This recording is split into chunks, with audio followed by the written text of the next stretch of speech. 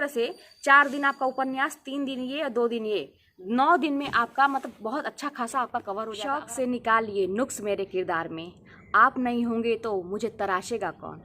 तो आप सभी का बहुत बहुत स्वागत है मेरे चैनल में, जिसका नाम है गर्जना जीत की। तो भाई ये सब तो दुनिया में चलता रहता है, कहीं से कोई चिंता करने की ज़रूरत नहीं है। जिसका जो काम है वो काम अपना बखूबी निभा रहा है। उनका काम है कि हम लोगों में, आप में, मेरे में कमियां निकालना, बुराइयां करना, करने दीजिए। हमारा जो काम है हमें उस पर ध्यान देना है। हमारा टारगेट क्या है, हमें अपने जीवन को कैसे सुधारना है, ये हमारा काम है सोचना, और इस पर काम करना हमारा काम है। उनका वो काम है, उनको करने दीजिए। इसके विषय में आपको ज़्यादा सोचने की आवश्यकता नहीं है। और सबसे बड़ी बात है कि भगवान से आप प्रे करिए कि ऐसे लोग हम लोगों के जीवन में हमेशा 2-4 बने रहें, जो हमारे में अंदर नुक्स निकालते हैं, हमारी बुराइयां करते हैं। क्योंकि ऐसे लोग ना हमारे अंदर के खून को खौलाते हैं, और जब खून खौलता है तो अंदर से एक जज्बा पैदा होता है कुछ कर दिखाने का, और ऐसे लोगों का मुंह तोड़ जवाब देने का, मुंह बंद करने का। तो इन्हीं लोगों के लिए करना है, और ऐसे लोग हमेशा हम लोगों के जीवन में बने रहें। तो बस उनको अपना काम करने दीजिए, आप अपना काम करिए। ऐसे बहुत सारे आपके प्रश्न थे मुझसे कि आपको बहुत सारे लोग ऐसा बोलते हैं, तो आप क्या करें? कुछ नहीं करें, उनको अपना काम करने दीजिए, आप अपना काम करिए। और एक चीज़ आप लोग हमेशा अपने दिमाग में बैठा लीजिए कि कभी भी परिस्थितियाँ आपके अनुकूल नहीं रहेंगी, कि आप जैसा सोचते हैं वैसा हो जाएगा। कि एग्ज़ाम नज़दीक है तो आपको टाइम ही टाइम मिल जाए, एग्ज़ाम नज़दीक है तो आपके दिमाग में सारी चीज़ तुरंत बैठ जाए, तुरंत याद हो जाए, आपके साथ सामने कोई परेशानी नहीं आएगी, एकदम सब कुछ अनुकूल रहे, सब कुछ अच्छा रहे। तो ऐसा आपके हिसाब से या मेरे हिसाब से ये हम लोगों के हाथ में नहीं होता है। परिस्थितियाँ हम लोगों के सामने विषम परिस्थितियाँ आएंगी, ये हमारे हाथ में नहीं है। हमारे हाथ में क्या है कि उस विषम परिस्थिति को कैसे हम डील करेंगे, कैसे उस परिस्थिति से हम बाहर निकलेंगे, ये हमारे हाथ में है। और अगर बखूबी से हम उस परिस्थिति से बाहर निकल जाते हैं तब उसमें अच्छाई है, तब वाहवाही है। बाकी तो सभी रोते हैं, दुनिया में रोने वालों की कमी नहीं है, अपनी परिस्थिति पे आंसू बहाने वालों की कमी नहीं है। उन परिस्थितियों में मजबूती से खड़े होकर कौन बाहर निकलता है, उसकी वाहवाही होती है, दुनिया उसको याद करती है। तो हमें भी कुछ ऐसा करना है। हमें सामान्य सी चीज़ें नहीं करनी है जो सारे लोग कहते हैं ना, भेड़ चाल जो होता है उसमें नहीं चलना है। हमें कुछ अपना अलग रास्ता बनाना है, एक अलग। कहते हैं ना कि शेर हमेशा अकेले चलता है, झुंड में कभी नहीं चलता है। तो हमें अपना रास्ता बनाना है, और कैसे क्या करना है, सारी परिस्थितियों को कैसे डील करना, अपने आप से पूछिए। सारे सवाल का जवाब अपने आप से पूछिए, सब आपको मिलेगा। आप खुद अपने आप से पूछिए कि क्या आप 1 महीने में तैयारी नहीं कर सकते, क्या 2 महीने में तैयारी नहीं कर सकते। आप मतलब एक कोई भी किताब हो, ये किताब हो या कोई भी प्रश्न हो, कोई भी पाठ्यक्रम हो, क्या उसकी इतनी औकात हो गई है कि वो आपको हरा देगा? आपने जो सोचा है आपको पीछे कर देगा? ऐसा किस में हिम्मत है? अगर आपने सोच लिया है तो ऐसा किस में हिम्मत है कि आपको पीछे कर दे? क्या एक किताब की इतनी हिम्मत हो जाएगी कि आपको हरा देगी? ऐसा संभव नहीं है मेरे ख्याल से। तो ये जज्बा बना के रखिए कि दुनिया में ऐसी कोई ताकत नहीं है जो आपको हरा दे। ठीक है? तो ये सारी चीज़ें देखिए, ये हम लोगों का जीवन है, ये सारी चीज़ें लगी रहेंगी, बिल्कुल घबराना नहीं है। बस सबके साथ होता रहता है, इसमें हंसी खुशी से। कभी विषम परिस्थिति, बहुत ज़्यादा विषम परिस्थिति आ जाए, तब भी आपको उसका जवाब किस प्रकार से देना है, जवाब भी शानदार होना चाहिए। हाँ, कि दुनिया देखे कि हाँ ऐसी परिस्थिति में भी ये व्यक्ति टूटा नहीं। बाकी लोग तो इंतज़ार करते हैं कि कब आप टूटें, और ऐसा चीज़ वो करेंगे कि आप डिस्टर्ब हो जाइए, आपका समय बर्बाद हो। तो आप उनके मन का बिल्कुल मत होने दीजिए। ठीक है? और अपनी परिस्थिति को बदलना है तो आपको हर चीज़ में बदलाव करना पड़ेगा। तो ये तो हो गया थोड़ी सी मतलब सामान्य सी बातें, जो आपके बहुत सारे प्रश्न, मेरी बहनें होती हैं बहुत परेशान हो जाती हैं, मेरे भाई भी ऐसे होंगे, बहुत सारे लोग होंगे तो परेशान हो जाते हैं। मैंने बहुत मजबूती से इन परिस्थितियों से मैं निकल के बाहर आई हूँ, और इसलिए अब मुझ में बहुत हिम्मत है। अब मुझे कोई तोड़ नहीं सकता है, इतना मैं जानती हूँ। हाँ, कुछ परिस्थितियाँ मेरे सामने आ सकती हैं जो मेरे हाथ में नहीं है, तो उसको भी मैं हिम्मत रखती हूँ कि हाँ उसका भी मैं निवारण समय समय पर कर सकती हूँ। ठीक है?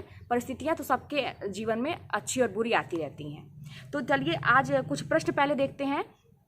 और जैसे एक मेरी बहन है, वो पंजाब से है, और उन्होंने कहा था कि 1 महीने का कुछ बताइए, जैसे एग्ज़ाम है उनका पंजाब में, तो 1 महीने में कैसे सिलेबस कंप्लीट होगा। और भी देखिए बहुत सारे लोग नेट वगैरह का फॉर्म भरे हैं तो उसका भी डेट आ गया है। तो आप लोग ये बिल्कुल मत सोचिए कि अगर नेट, पहली बात देखिए एक चीज़ पर फोकस करिए आप लोग, टीजीटी का आपको अगर है कि भाई इसमें जॉब तुरंत आपको मिल जानी है ना, तो इसको करिए, अपने सब्जेक्ट पर फोकस बना के रखिए। नेट में क्या है कि आपका एक सब्जेक्ट वही रहता है, एक सब्जेक्ट सामान्य ज्ञान का है तो उसको भी आप देख देखते रहिए। और आप अगर हिंदी की तैयारी कर रहे हैं तो आपका दोनों काम चलेगा, उसमें आप बिल्कुल मत सोचिए कि ये करें कि वो करें। अपना जैसे रूटीन डेली का जो प्लान कर रहे हैं वो आप करते रहिए। तो जैसे एक मेरी बहन ने पूछा था कि 49 नंबर अगर टेस्ट में आ रहा है तो ऐसा क्या करें, बहुत कम है, ऐसा क्या करें कि आगे बढ़ जाए। तो भाई कोई इसमें चिंता की बात नहीं है कि 49 आ रहा है, 50 आ रहा है, 60 आ रहा है। मैंने पहले भी इस पर वीडियो बनाया है। आपको प्रश्न याद करने से मतलब है, पहली बार में 49 आया उसका सोल्यूशन देखिए, प्रश्न को याद करिए, किस टॉपिक से गलती हुई है उस टॉपिक को तुरंत वो करिए, रिवाइज करिए, कहाँ से गलती हो रही है, फिर दीजिए प्रैक्टिस सेट को। यही बढ़ाने का तरीका होता है। और जो प्रश्न आपके सामने नए आ रहे हैं उनको याद कर लीजिए कि इसमें क्या है इसका आंसर। जब बार बार प्रश्न आपके सामने आएंगे तो खुद आपकी प्रैक्टिस बन जाएगी और आपके स्कोर अच्छे होने लगेंगे। और सबसे बड़ी बात है कि अपने सिलेबस पे आपका कंट्रोल होना बहुत ज़रूरी है। पूरे सिलेबस को आप जल्दी से जल्दी दोहराइए और कई बार। एक मेरी बहन ने कहा था कि मैंने पूरा एक बार दोहराया था तो तब भी मुझे अब लग रहा है कि कुछ मतलब याद नहीं है। तो एक बार का तो कुछ होता ही नहीं है, मतलब ही नहीं होता दोहराना। एक बार का दोहराना कोई मतलब नहीं। मैंने आपको पहले ही वीडियो मेरा देखेंगे शुरुआत की, तो एक बार का दोहराना कोई मतलब नहीं होता है। बार बार लोग 100 बार, 75 बार, 20 बार, 25 बार ऐसे पढ़ते हैं, तब जाके दिमाग में चीज़ें बैठती हैं। और मैंने खुद अनगिनत रिवाइज़ किया था अपने नोट्स को, किताबों को, अनगिनत जो कहा जाता है। जैसे ही मतलब अभी मैं आपको बता रही हूँ आगे कि कैसे आप कम समय में जल्दी से जल्दी आप चीज़ों को रिवाइज करें। जब मेरा भी एग्जाम नज़दीक आ गया था तो मैंने कैसे चीज़ों को जल्दी जल्दी कवर करना शुरू किया था, ठीक है। और उसको अनगिनत, जैसे लास्ट पेज पे मैं आती थी किसी चीज़ के किताब के, तुरंत मैं फिर पहले पेज पे आ जाती थी दोहराने के लिए। तो आप एक ही दो चीज़, आप किताब है, नोट्स है और भी कुछ चीज़ है, वैसे मान लीजिए प्रैक्टिस सेट है, तो उसी 2 ही 4 चीज़ को दोहराइए, बार बार दोहराइए। बहुत ज़्यादा किताबें इकट्ठा मत करिए, मैं बार बार बोलती हूँ आपको, ठीक है। अब देखिए कि जैसे अच्छा कुछ लोगों ने कहा दोहा में बड़ा कन्फ्यूजन होता है कैसे पहचाने। तो भाई एक मोटी जान लीजिए कि जैसे मैं बच्चों को पढ़ाती हूँ क्या, और मैं कैसे पहचानती। दोहा सोठा जो कहा जाता है ना कि एक दूसरे का विपरीत होता है ना।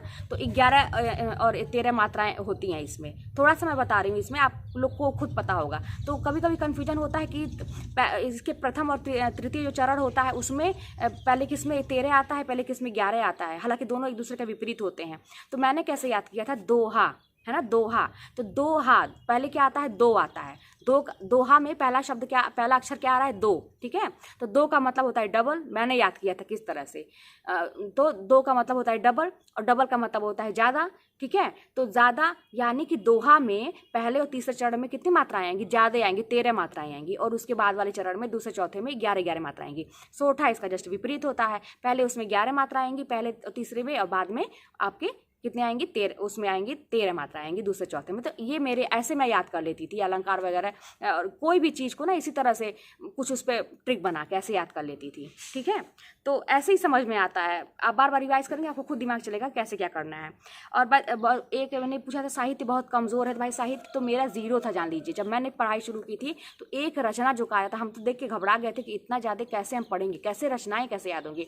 बस वही तरीका है, जैसे मैं आपको बताती हूँ, एक दूसरे रिलेट करके पढ़ना शुरू किए, करते करते कई बार करते साहित्य में एक पकड़ बन गई कि कोई कहीं से पूछता था तो मैं उसको बता लेती थी। और उपन्यास बहुत ज़्यादा है, कैसे उसको कवर करेंगे। तो आज मैं इसी बताऊंगी कि जो आप लोग कह रहे हैं कि 1 महीने की रणनीति बता दीजिए कि 1 महीने जल्दी से जल्दी कैसे कवर करें चीज़ों को, तो उस पर मैं बताऊंगी। जैसे मान लीजिए उपन्यास है हम लोग का बहुत ज़्यादा है। आपकी इसी किताब में जो मैं पढ़ी थी, सरस्वती पांडे किताब में, आप देखेंगे उसमें चीज़ें बहुत ज़्यादा, रचनाएँ बहुत ज़्यादा हैं। अगर उतना हम लोग याद कर लेना तो बहुत मतलब अच्छा खासा हम लोग के प्रश्न उसमें से निकल सकते हैं। बाकी तो वो पैटर्न चेंज कर ही रहा है, आपको उसके लिए भी कुछ अलग से आपके कोचिंग वाले सर लोग सजेस्ट करते होंगे, लेकिन इसमें भी आपको अच्छा खासा प्रश्न देखने को मिल जाएगा। तो इसमें रचनाएं बहुत ज़्यादा हैं, आप खुद देखिएगा कैसे याद होंगी उसमें। तो उपन्यास ज़्यादा है, तो उसको कैसे, मैं क्या करती थी कि देखिए, एक तो पहले था वो, देखिए प्रथम उत्थान द्वितीय उत्थान करके किताब में दिया हुआ है ना, उसको बांटा हुआ है। जैसे प्रेमचंद पूर्व उपन्यास है, फिर उसके बाद प्रथम उत्थान में आता है, द्वितीय उत्थान में आपका प्रेमचंद युग आ जाता है, और तृतीय उत्थान में प्रेमचंदोत्तर युग आ जाता है। और इसके अलावा मतलब इस तरह से चलते रहते। पूरा उपन्यास जो है 22 पेज में है, मैंने गिना 22 पेज में है पूरा, है ना, 22 पेज में इस किताब में, सरस्वती पांडे किताब में। आप लोग भी देखिएगा, 1-2 आगे पीछे हो सकता है।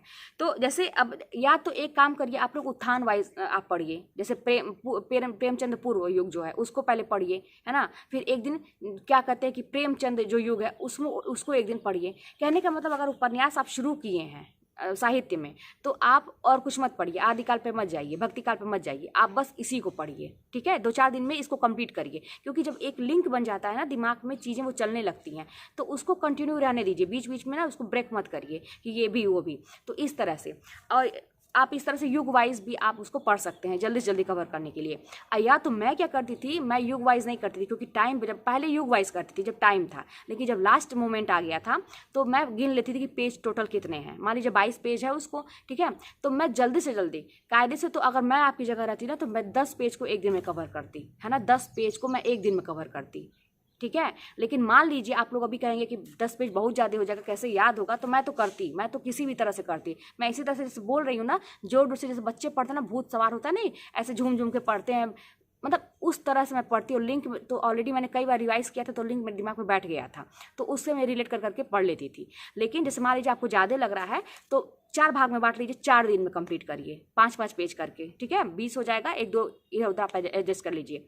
5-5 पेज एकदम अच्छे से रट जाना चाहिए आपको, ठीक है। रटने का मतलब लिंक के द्वारा उसको 2-3 बार, 5 पेज मान लीजिए करना है तो उसको 2-3 बार रिवाइज कर लीजिए, ठीक है। मतलब 4 दिन के अंदर उपन्यास को एकदम फिनिश करिए, पेज फोल्ड कर करके, ठीक है। उसके बाद से मान लीजिए नाटक आता है, नाटक आपका पूरा 17 पेज में है, 17 पेज में, अब इसको आपको मैक्सिमम 3 दिन लगना चाहिए। अगर 5-5 पेज का भी आप लेते हैं तो 1-2 एडजस्ट कर सकते हैं इधर उधर, ठीक है। 3 दिन में नाटक आप खत्म करिए। उसके बाद जो है, या तो अगर आपको सहूलियत लगता है कि तो युग वाइज, जैसे द्विवेदी युग है, भारतेंदु युग है, प्रसाद युग है, प्रसादोत्तर है, इस तरह से। लेकिन मुझे तो लगता है कि ना कि पेज आप फोल्ड कर करके करेंगे ना, ज़्यादा आपका अच्छे से याद होगा। उसके बाद जो है, कहानी आपका 11 पेज में है, तो इसको 2 दिन में ख़त्म करिए, है ना, 2 दिन में ख़त्म करिए इसको। अब देखिए इस तरह से 4 दिन आपका उपन्यास, 3 दिन ये और 2 दिन ये, 9 दिन में आपका मतलब बहुत अच्छा खासा आपका कवर हो जाएगा, अगर आप दिन रात एक करते हैं तो, है ना। और अरे भूत जब सवार होगा तो आप सब कुछ कर लेंगे, ठीक है। तो अब यही करने का टाइम है, मतलब अब अगर लास्ट मोमेंट चल रहा है, अगर आपको 1 महीने में कहीं परीक्षा देनी है तो यही करने का टाइम है कि आप जल्दी से जल्दी चीज़ों को कवर करिए, है ना, रिवाइज करिए, कितनी बार रिवाइज करिए, और उससे संबंधित टेस्ट भी देते जाइए, क्वेश्चन भी देखते जाइए, बस यही तक। इसके साथ साथ आप व्याकरण को भी देखिए साहित्य का पोर्शन आपका ज़्यादा है, उसको फोकस होना चाहिए व्याकरण पे, ठीक है। उसके बाद काव्यशास्त्र, फिर संस्कृत, इस तरह से। तो आपका सबसे ज़्यादा साहित्य पे, रचनाओं पे ज़्यादा फोकस करिए, और आपका आधुनिक काल पर विशेष फोकस करिए। और तो पिछले साल का क्वेश्चन पेपर आप देखेंगे तो आपको एक अंदाज़ा लगेगा कि किस पोर्शन से ज़्यादा प्रश्न आते हैं, ठीक है।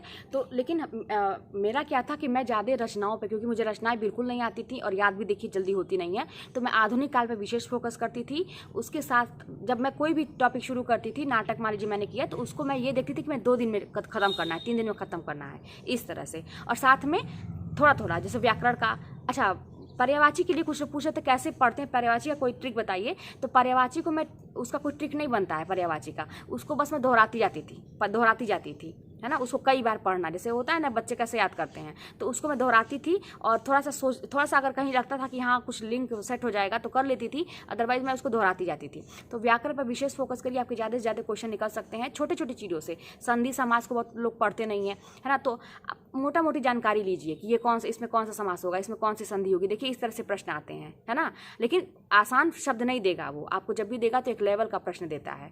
आप देखिए वो जो होता है वर्तनी शुद्ध करने वाला, मेरा प्रश्न गलत हुआ तो इस सब पे जोर दीजिए, तत्सम तद्भव पे जोर दीजिए, ठीक है। आप खुद देखिएगा कि कैसे कैसे प्रश्न देते हैं। तो छोटी छोटी व्याकरण की छोटे छोटे चीज़ों पर बहुत विशेष ध्यान दीजिए, है ना। और अपना ये गद्य तैयार करिए इसका, और साहित्य का, है ना। और उसके बाद से जब ये आपका रचनाएं इधर चलती रहती हैं, छोटा छोटा मान लीजिए आदिकाल का 1-2 पन्ना आप उधर रिवाइज कर लिए, तो मतलब इस तरह से अपने दिमाग में चीज़ों को खुद सोचिए कि कोई भी पोर्शन छूटे ना। मेरा चयन होने का एक और सीक्रेट बता दें कि मैंने कुछ छोड़ा ही नहीं था। जैसे कुछ लोग होते हैं ना कि इंपॉर्टेंट चीज़ें पढ़ते हैं, प्रेमचंद को पढ़ लिया, महादेवी वर्मा को पढ़ लिया, प्रसाद को पढ़ लिया, बाकी जो ऐसे गौड़ कवि है जिनको कोई नहीं पढ़ता है, उसको कोई मतलब पढ़ते ही नहीं है लोग कि अरे वो तो पूछता ही नहीं है कभी। मेरा क्या था, मेरे टाइम में जब पिछले बार क्वेश्चन आए थे 21 में, तो उसमें बहुत सारे ऐसे कवि पूछे थे जो गौड़ थे, और वो क्वेश्चन मैंने कर लिया था। 2-3 प्रश्न ऐसे थे मैंने अच्छे से कर लिया था, इसी किताब से मैंने पढ़ा था, और जिसको कोई नहीं पढ़ता है। तो ये भी है कि आप देखिए कोई चीज़ छोड़िए ना, है ना। और ये मत सोचिए कि ये इंपॉर्टेंट है, ये इंपॉर्टेंट नहीं है, कहीं से भी प्रश्न आ सकते हैं। चीज़ों को रिवाइज करते जाएंगे, दिमाग में चीज़ें बैठ जाएंगी, बस ज़्यादा से ज़्यादा पेपर आप सॉल्व करने की कोशिश करिए, और पेज फोल्ड कर करके उसको रिवाइज करने की कोशिश करिए, ठीक है। तो आज की वीडियो में इतना ही, फिर मिलते हैं अगले वीडियो में।